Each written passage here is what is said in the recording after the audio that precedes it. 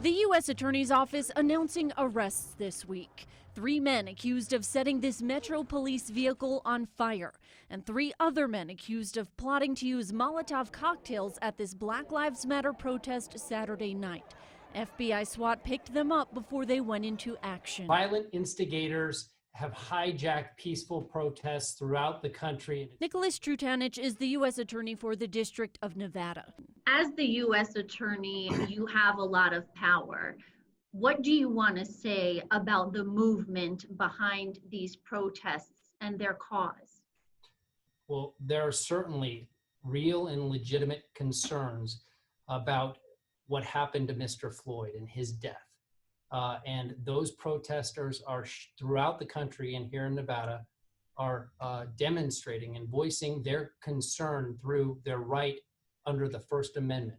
3 out of 4 federal buildings in Nevada have been vandalized within the past week.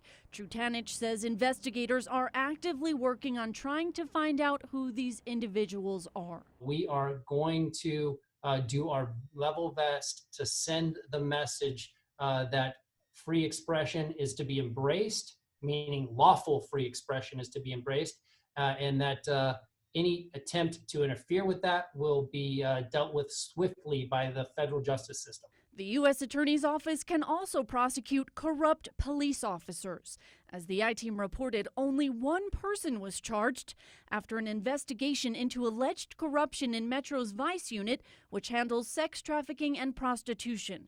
And the defendant wasn't a member of law enforcement. Part of the movement is that people want bad cops to be held accountable.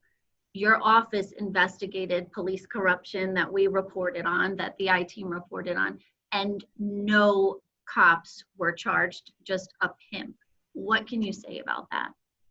I'm here today to talk about the 3 defendants that were charged criminally by the Joint Terrorism Task Force with trying to hijack the peaceful protests that are going on.